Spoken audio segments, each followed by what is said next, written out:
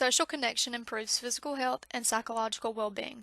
According to Psychology Today, one telling study showed that lack of social connection is a greater detriment to health than obesity, smoking, and high blood pressure.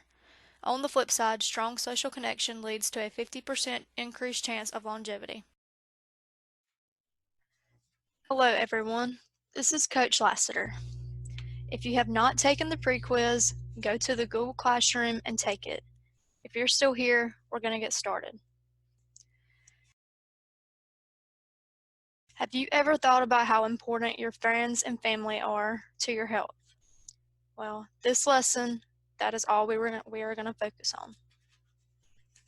What is your social health? Social health is the aspect of health that refers to the relationships we have and how we interact with others. This involves forming healthy, nurturing, and supportive relationships with people you build connections with. Individuals who maintain good social health seek and lend support when needed, communicate clearly, are a listening ear to others, and show respect and compassion for not only others, but themselves as well. Let's listen to Dr. Claire Pomeroy as she shares an important life lesson on the value of social connection. So, if you will, close your eyes for a second and imagine something with me. It's midnight. A 14-year-old girl walks down the street. She's tired, she's hungry, she's shaking, she's really scared. Where will she sleep tonight? How will she survive? She's just 14 and alone. And yet she knows that this was the right choice because staying at home was scarier. Had she stayed where the abuse was, she wouldn't have made it.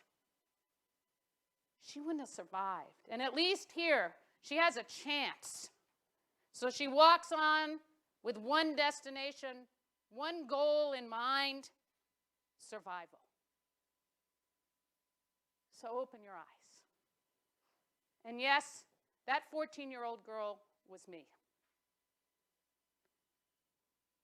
And I have made my way from those streets to standing in front of you today. And I learned a lot on those streets. And that's why I care about the underlying social determinants of health. I made my way from those streets to a local teen counseling center, and I made my way into the foster care system. Now, my first placement was an emergency placement. And when I was there, the people were kind, but I didn't trust them. And so I just couldn't let them help me. And just as I was starting to trust, I was reassigned to another home. My next placement was with an African-American family. And they were great. They were generous, they were kind. Maybe they didn't quite know what to do with this blonde, blue-eyed white girl. But I always felt like an interloper. And then one day, I was doing the family laundry, and I accidentally threw a red t-shirt in with the whites. And I was petrified. What kind of punishment would there be? What kind of retribution would be exacted? And instead, they said, "Don't worry, it's okay."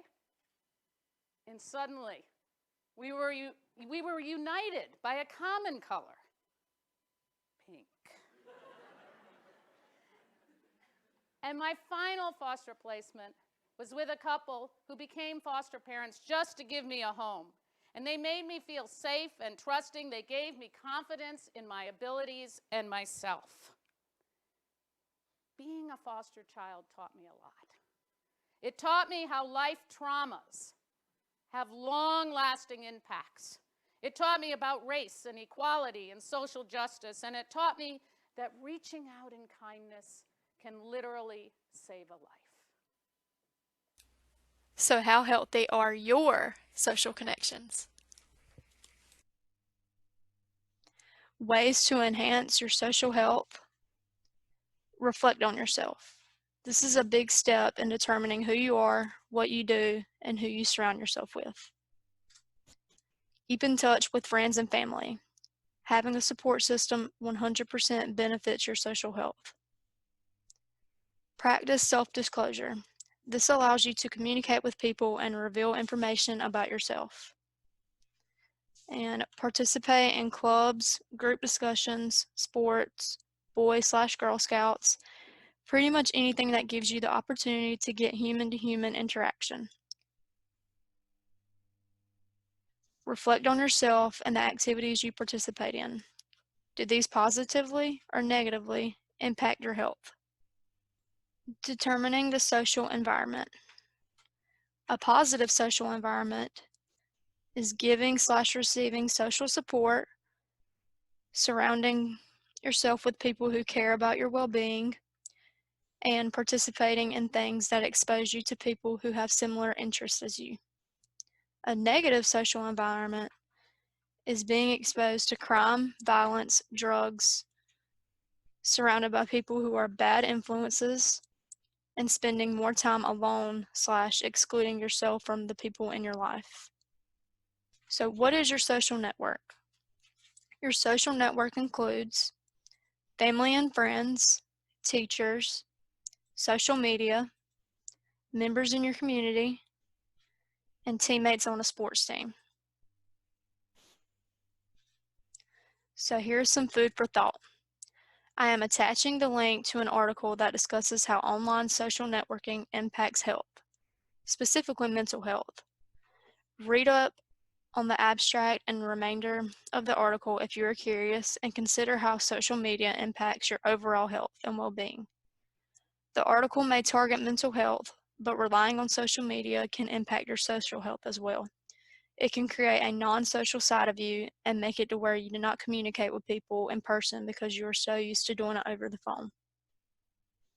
So take a moment and view the link.